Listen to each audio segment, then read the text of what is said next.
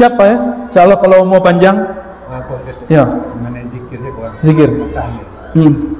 Afdalul zikri fa'lam. Oke. Annahu la ilaha illallah. Dalam Quran kan tidak ada afdalul zikri. Mau dijelaskan itu satu. Siap. Yang kedua menjelang apa juga tahlil orang baca istighfar. Iya. Ada nanti ibu, ada nanti aja. Ada nanti. Bahas benar. Mana benar. Ya. Lalu negara borong Pak. Kalau joko ada nanti 3 kali ayum barunya po. Iya, Karena iya. sekali aja ya lah langsung sekali. Mana betul itu? Iya. Iya, berat pertanyaan apa ya? Yang pertama, fa'lam afdalu dzikri fa'lam annahu la ilaha illallah.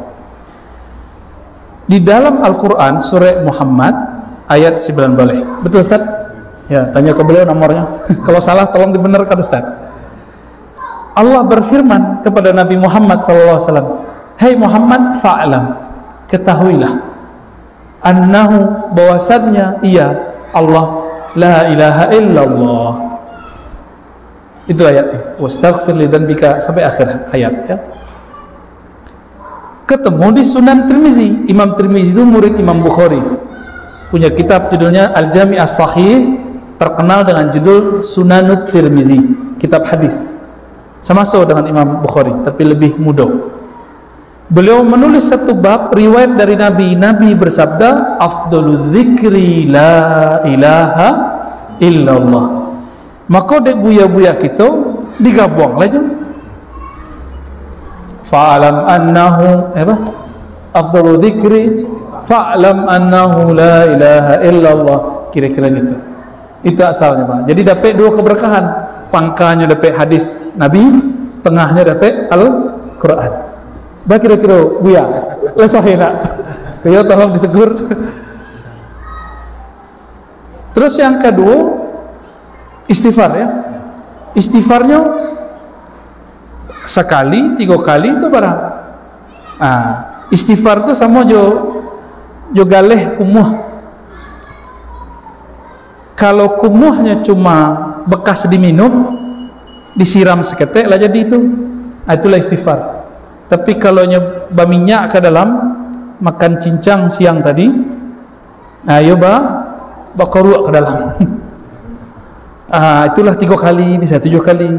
Jadi si pemimpin zikir kau sedang merasuk-rasukan hatinya. Kira-kira lah pas belum masuknya. So la ilaha illallah kan masuk ke dalam kalbu. Iza zukirallah wajilat qulubuhum, disebut nama Allah bergetar. Kalau tidak bergetar berarti istighfarnya belum oke. Dirasa-rasa kok mungkin kalau Ustaz Nasrullah 7 ya? Mungkin lebih ngamuk Ustaz Nasrullah. Bertanya orang kepada Imam Al-Qushairi, dan Imam Qushairi meriwayatkan dari gurunya tentang apakah yang lebih afdal, istighfar atau la ilaha illallah. Itu sering kami sampaikan. Lalu dijawab oleh beliau, jika kainmu kotor, langsung engkau pakai atau engkau bersihkan terlebih dahulu. Kecek muridnya, kita bersihkan dulu wahai tuan guru, tuan syekh. Itulah istighfar. Baru lama makainya ya.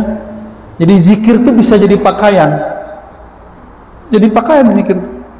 Jadi pakaian nan bagus-bagus itu tidak ada hasilnya kalau tidak ada kalimah la ilaha illallah. Yang ketiga apa? Tiga kali dulu la ilaha illallah baru Hayyu qayyum hayyun. Gitu. Ada beberapa panduan zikir. Afdalul dzikri la ilaha illallah. Lalu orang-orang membaca hayyun baqin, hayyun mawjud, macam-macam ya. Yang inti itu dikata hayyun itu.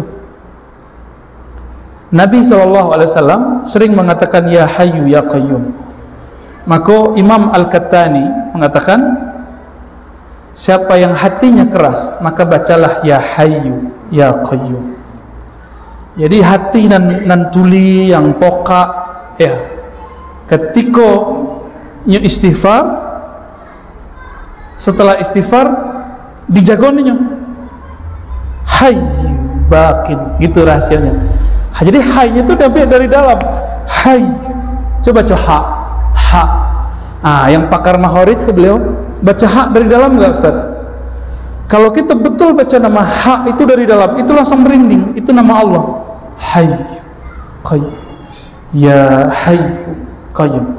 Maka salah satu doa yang ada di situ ayat kursi atau ayat kedua dari Ali Imran dibacakan kepada orang kesurupan cepat sembuhnya. Sebab ada Hayyu Qayyum. Itu rahasianya. Maka ayat kursi bisa menyembuhkan. Kata ada lafaz hayy. Maka thariqah tertinggi dalam islah qalbu, memperbaiki qalbu adalah thariqah Quran. So di situ ada makharij yang benar.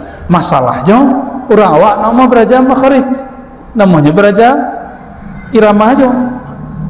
Padahal sebelum irama, lu tanya Kak Uni Afrisa kan beraja makharij dulu. Kini orang mau irama langsung, mau beraja makharij. Jadi orang rajin makharij betul, nggak akan kesurupan. Dijamin. Sebab saraf-saraf di dalam itu akan menendang apapun yang masuk. Hai, Bismillah, habis ada itu, habis adanya. Jadi kalau mau anak kita aman, ajarkan itu. Fatihah cukup, apalagi bisa ayat kursi. Kira-kira gitu Pak. Itu rahasia Hai. Adapun Hayyun Baqin, Hayyun Mawjud itu pilihan. Sebenarnya yang penting itu Hayyun gitu, atau Hayyun Qayyum. Kalau kami memilih kalimat Hayyun Qayyum. Apa lagi kira-kira? Wah, Ustadz bertanya, udah lama waduh. Ustadz lah banyak lah. Aku tertarik di sejarah tadi. Dan sempat bertanya ketika umrah. Dulu kan Syekh Ahmad Khatib Al-Minkabawi jadi imam dan mufti di Mekah. Betul. Satu-satunya dari Asia. Terus cerita yang menyampaikan pelaksanaan amalan di zaman beliau dengan zaman kini jauh berbeda. Bedanya di mana? Bedanya itu dalam hal contoh kalau kunut dulu ada kunut kabarnya di Mekah. Iya, oke, betul. Sudah tuh kalau kini kan ada kunut yang kunut subuh. Terus seperti zikir keras dulu di Mekah tuh ada zikir yang karet. Nah kini tidak ada lagi. Jadi apa perbedaan referensinya itu? Apakah orang-orang dulu tidak menemukan hadis sehingga kini yang menemukan? Apa titik temunya betul? Wah, ini lebih berat lagi nih dapur nih. Antum aja jawab tak?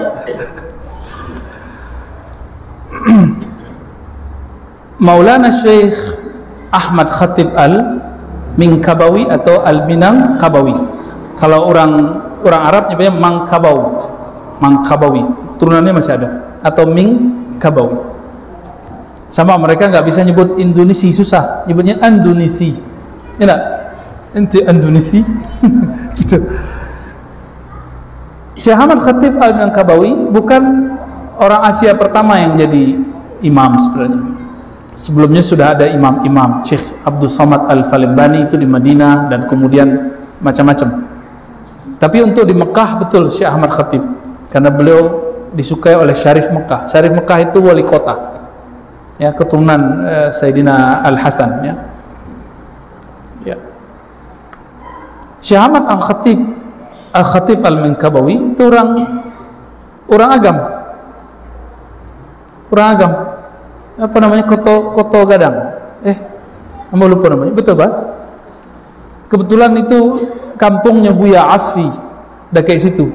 Buya Asfi yang singa aswaja di sosmed, yang punya toko kitab Maktabah Suez. Buya Asfi, Zul Asfi, tamatan Candu, murid Syekh Ali Mustafa Yaqub. Beliau punya jid, punya kakek namanya Syekh Abdul Latif, itu murid Syekh Ahmad Khatib Minangkabawi. Syekh Abdul Latif pejuang, nanti cek, itu udah hilang namanya. Di beberapa buku sejarah masih ada Syekh Abdul Latif Balai Gurah, betul ya? Balai Gurah. Syekh Ahmad Khatib itu dari situ. Kiranya dulu ada Syekh Syekh Umar Syata itu pernah berkunjung, atau Syekh Utsman, yang lupa, disebutkan dalam manaqib beliau menulis sejarah beliau sendiri, berkunjung ke Agam lalu mengajak si Syekh Ahmad Khatib itu untuk ke Mekah. Jadi dulu tanah kita diinjak oleh ulama-ulama hebat. Itu saudara yang datang itu saudara dari Syekh Bakri Syato, pengarang I'anatul Talibin, kitab fikih wajib yang dipelajari di semua pesantren Indonesia. Pesantren yang tradisinya masih tradisi ahli sunnah ya. Kalau yang modern nggak tahu, nggak pernah masuk dan ngajar di situ. Syekh Ahmad Khatib diangkat menjadi mufti dan jadi imam. Di saat itu ada pula mufti dan imam mazhab lain. Beliau mazhabnya Syafi'i, sama dengan kita. Ada mazhab Hanbali, ada mazhab Hanafi, ada mazhab Maliki. Jadi 4 penjuru itu 4 imam. Itu dulu ya. 1924 jatuh Turki Utsmani. Sebelum 1924 itu Hijaz sempat bertahan cuma setahun 2 tahun, kekuasaan Mamlakah Al-Hashimiyah, tapi nggak ditulis sejarah yang ada di Indonesia. Kalau di Barat ditulis, orientalis itu nulis sejarah itu ya, antara percaya dan enggak ya. Baru kemudian terbangun negara Saudi. Saudi itu Al Saud itu sudah jatuh bangun dan itu kebangkitan yang ketiga kali. Jadi bangkit dihadang oleh Turki Utsmani, bangkit dihadang Turki Utsmani. Yang terakhir 1924 Turki Utsmani hancur oleh Kemal Atatürk. Maka orang ulama nggak nyebut Atatürk, aduh Turk. Kemal musuhnya Turki. Iya, aduh Turk, aduh Turki, musuh Turki, bukan pahlawan Turki bagi ulama ya. Tapi jangan coba-coba ngomong begitu di Turki, bisa nggak pulang-pulang ya. Turki jatuh, keluarga Saud generasi ketiga kemudian mencoba ekspansi ke Mekah dan berhasil. 1924 Syekh Ahmad Khatib sudah meninggal ya. Waktu itu yang menggantikan gurunya, ini uniknya, gurunya namanya Syekh Nawawi Al-Bantani, Syekh Nawawi Banten. Jadi itu guru menggantikan murid, unik kata. Jadi silsilah kalau kita baca sanad ilmu beliau itu dari Syekh Nawawi. Jadi Syekh Ahmad Khatib ngambil Syekh Nawawi, Syekh Ahmad Khatib ngambil dari Bakri Syato, begitu. Tapi setelah beliau meninggal, yang menggantikan gurunya. Karena Syekh Nawawi Al-Bantani orang Banten, beliau disebut dengan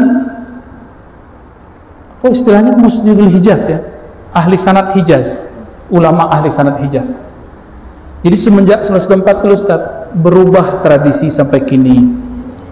Ditambahlah semenjak tahun 70-an Saudi menemukan tambang minyak. Maka mereka kan sudah punya kesepakatan, kerajaan agama Wahabi, kerajaan politik keluarga Saud. Itu sudah tahu lah ya.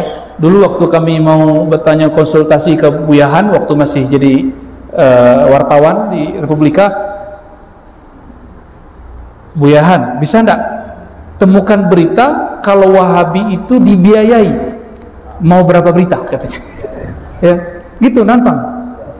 Oh, kalau udah begitu nggak usah nyari, berarti udah kebanyakan berarti. Ya emang betul ya, didanai. Akhirnya kami cari sendiri karena emang udah banyak. Tahun 70-an Pak Haji pulang pasti bawa buku, ya kan? Pasti 70-an, 80-an, 90-an semuanya bawa buku. Buku apa itu? Buku misionaris Wahabi. Itu bahasa seremnya. Ya, serem nggak tuh? Misionaris Wahabi. Coba cek Pak. Dulu Pak Datuk Ir, Pak Ir itu nunjukkan waktu haji apa ada PEKO Cile dana kiranya buku mereka. Ada yang lembaran-lembaran kecil, ada yang terjemahan. Yang ketik-ketik banyak itu sengaja brainwash lewat buku. Kan orang-orang awam kok, ya benar awam. Di Mekah nak ada Pak Ustadz. Pak Ustadz dari mana kaji Pak Ustadz kok? Akhirnya muncullah kemudian ketidakpercayaan kepada guru-guru ustadz-ustadz. Masya Allah, Pak Letkol, tafadhal. Oh dari Jakarta aku datang Pak. Tamang-amangannya datang dari Jakarta kan. Silakan David Daus ya. Jaleh kira-kira. Tapi sampai tahun 70-an, 80-an awal, guru-guru kita yang ahli sunnah yang bermazhab, berakidah asy'ariyah dan bertasawuf masih ngajar di Masjidil Haram. Terakhir tadi konflik Syekh Said Muhammad Ali Al-Maliki yang tadi itu konflik dengan murid bin Baz.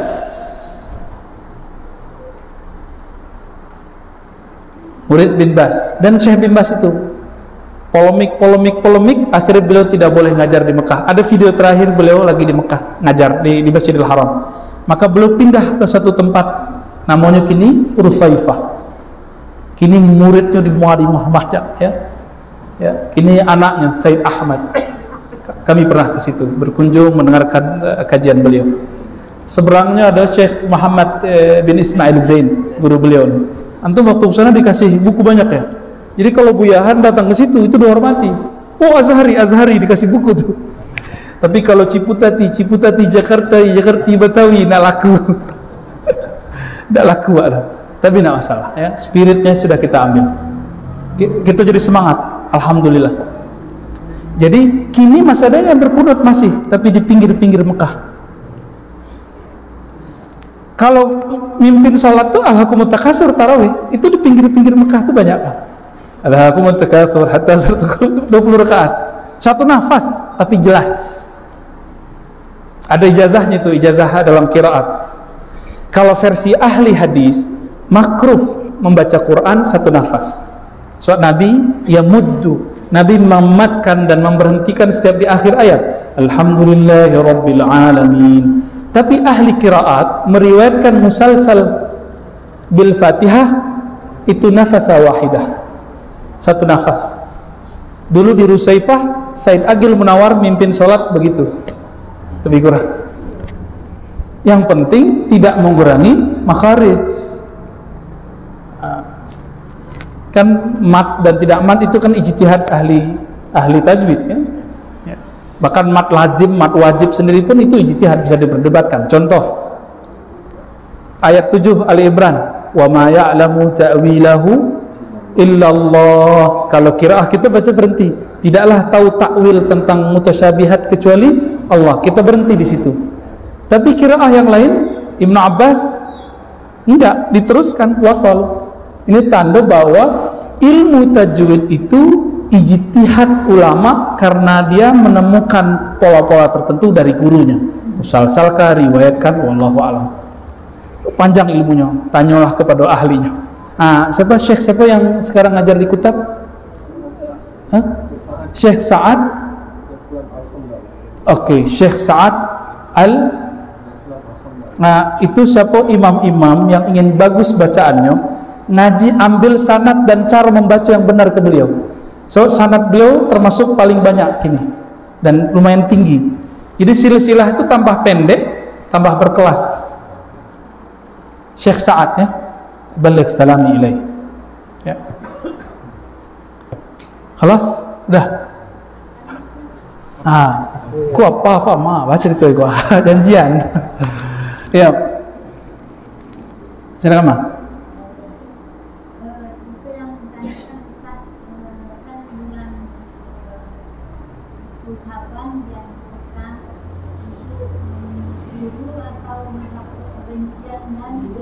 Ya. Jadi baca dan menghapuskan ataukah bisa awak bisa dengan awak menentukan hapus menyebut nama manusia atau disebutkan nama Allah. Bisa dalam hati kan? Jadi tak mungkin awak tak mempunyai kebencian atau dendam.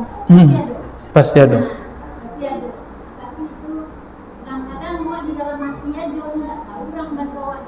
Benci kinyau. Iya. Bisa. Kan di situ yang penting di Quran itu kiranya perintah itu memberi maaf. Betul enggak? Fa'fu wasfahu. Maka berilah maaf. Apa maaf afu dalam bahasa Arab?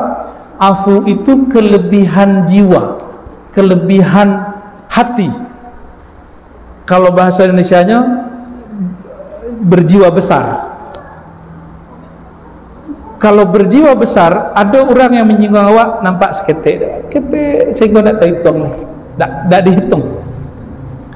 Jadi pertanyaannya, apakah harus menghapus kebencian itu dengan menyebutkan satu-satu? Tidak.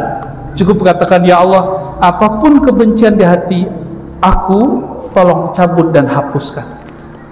Itu cukup.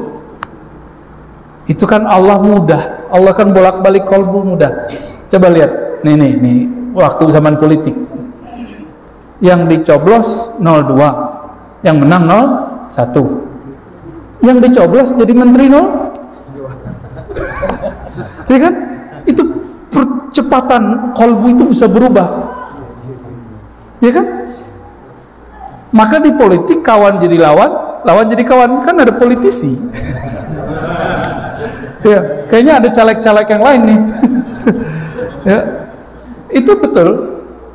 Cepat, ya Pak. Iya. Hari kini malam bekol berubah. Makan samu. Tuh, praktisi. Itu terjadi. Politik itu dimanapun ada akan memecah. Dimanapun ada akan memecah. Masuk ke masjid, mecah masjid. Ustadz, masjid harus berpolitik. Bukan, Islam mengajarkan berpolitik, tapi masjid tidak mesti berpolitik. Dua hal yang berbeda. Dulu Nabi membicarakan politik di masjid. Dulu kan tuanya Nabi di masjid. Kini kan tuanya lado DPR. Lado kan tuh cabang, kan tuh ranting. Situlah, obrolan di situ atau di ruang-ruang lain. Masjid milik kita bersama. Pasti beda-beda pilihan kan? Jangan-jangan ada yang nggak milih beliau tuh, milih diri sendiri gitu. Jadi boleh Pak, kita umumkan saja, nggak usah disebut satu persatu. Letih lawaknya Bu Cici kan? Ini bahasa Ustaz kali.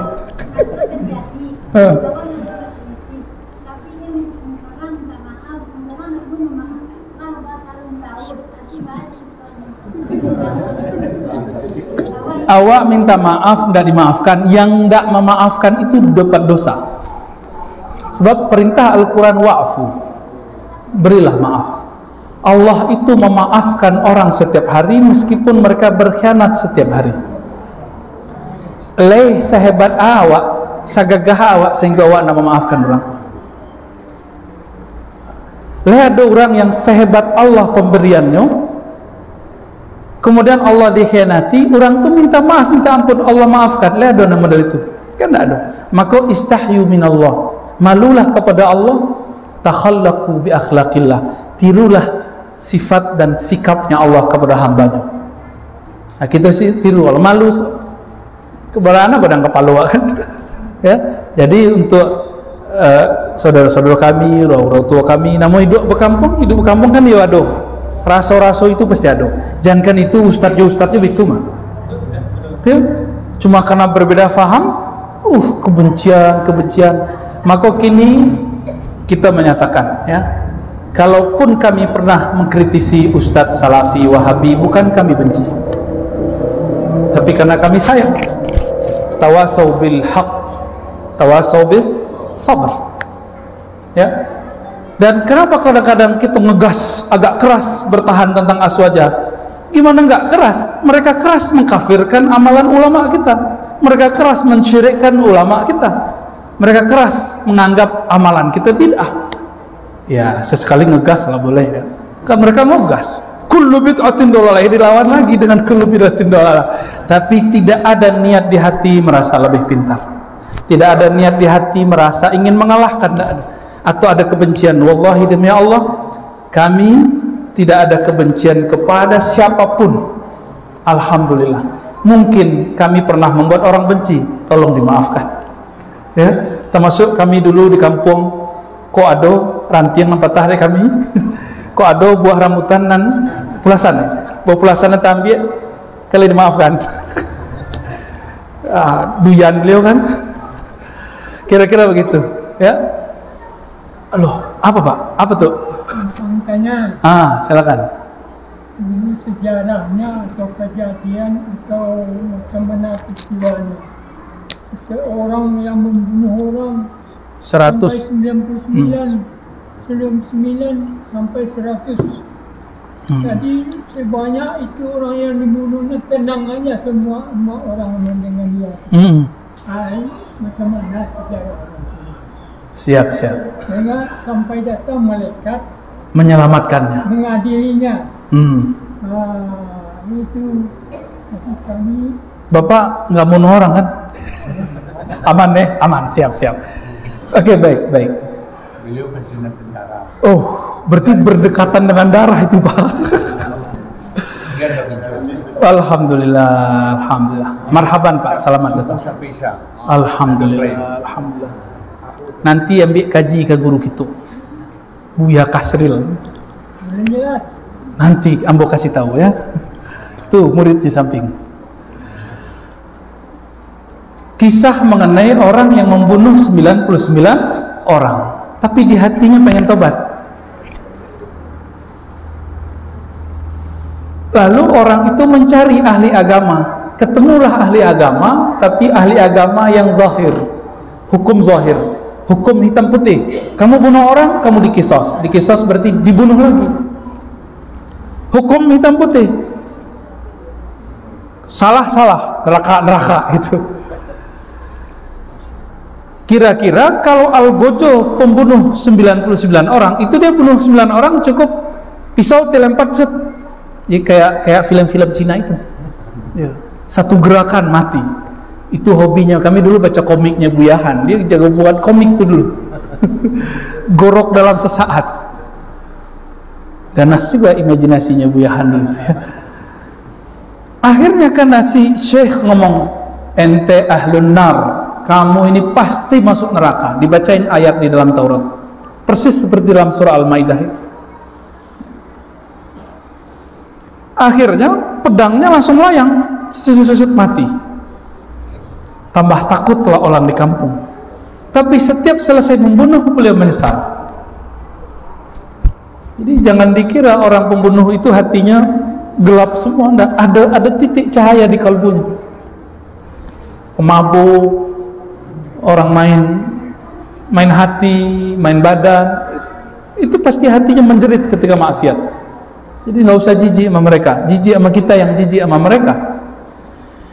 Kemudian terdengarlah di ujung kampung ada seorang yang tidak terkenal, wali Allah, sangat penyayang kepada makhluk. Maka datanglah dia, ngadu, Tuan Syekh, kata orang, engkau wali Allah. Saya sudah bunuh 100 orang, yang 100-nya ulama besar di kota. Apakah masih bisa kembali kepada Allah? Kembali bahasa Arabnya tobat. Apakah masih bisa diterima oleh Allah? Apa jawaban sang wali Allah? Siapa yang melarangmu tobat kepada Allah? Siapa yang melarangmu kembali kepada Allah? Pintu mana yang menutupmu dari Allah? Nangis dia, Pak. Merinding dia dikatakan begitu. Tapi diambil tangannya oleh Syekh, ada satu syarat, hai anak muda.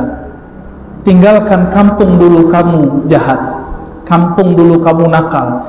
Itu kan bunuh baru satu dosa, belum dosa zina, dosa maling, dosa bakar rumah orang. Itu baru satu dosa yang disebutkan. Kalkulasi 100 orang dibunuh. Apa kata sang guru? Guru memandang di kolbunya ada satu titik cahaya kesadaran. Keluarlah engkau dari komunitasmu, kampungmu, grupmu, pergi ke kampung orang soleh di belakang bukit sana. Kira-kira begitu ilustrasinya. Di tengah perjalanan, belum sampai setengah jalan, malaikat maut gregetan. Jadi malaikat maut itu setiap hari, Pak, itu sejengkal matanya, Pak, sama kita. Dia kedip mati.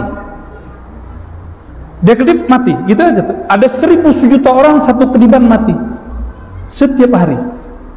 Makanya Allah tuh kirim penyakit, itu sinyal. Kirim uban. Nah, uban Bapak udah banyak tuh, ya. Tapi nggak mesti juga yang uban mati duluan. Banyak yang mati duluan masih muda kan. Akhirnya sampai di situ dia jatuh, berdebatlah malaikat rahmat dan malaikat azab. Nah, kisah masyhur, guru-guru kita sudah tahu lah kisah itu. Pendek cerita, malaikat azab mengambil. Kenapa? Ini orang belum beramal. Dosanya 100 orang yang dibunuh, belum lagi dosa yang lain. Jadi malaikat tuh kayak robot, Pak. Ya, mohon maaf malaikat ya. Kita minta maaf ke malaikat. Malaikat nggak tahu maaf juga, Pak. Nggak perlu dia maaf kita. Malaikat itu robot, chip, disuruh zikir subhanallah sampai kiamat cuma subhanallah. Disuruh sujud cuma sujud. Disuruh ngitung amal, dia cuma ngitung amal. Dia lihat ada orang amalan buruknya banyak, maka dia langsung tarik. Tapi datang malaikat rahmat, dihitung, kalah, Pak. Malaikat rahmat kalah. Tapi Allah di saat malaikat rahmat mau menghitung, Allah pendekkan bumi ke tempat bumi yang baik. Allah jauhkan bumi, tanah itu dari kampung yang lama. Maka tobatnya diterima cuma karena menang satu langkah. Satu langkah, plek, gitu. Apa kata malaikat rahmat? Saya menang, saya tarik. Tobatnya diterima. Jadi persoalan maksiat, tobat itu rahasia Allah. Maka dengan hadis ini haram membenci pemaksiat. Kita benci maksiatnya saja. Ya.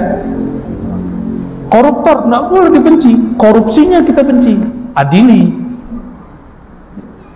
Karena perbuatannya nempel di badannya, ya kita adili dengan badan-badannya. Kira-kira gitu, Pak ya. Jadi semoga kita jadi orang-orang yang sebelum nafas terakhir diambil oleh Allah, kita bertobat kepada Allah dan tobat kita diterima. Amin ya rabbal alamin. Mohon maaf kalau ada kalam-kalam nanda patut, kalau ada akhlak nanda sopan, ya semoga ada pintu maaf terbuka ya. Bapak Ibu, lain maaf. Sama memaafkan kiri kanannya dalam hati saja ya.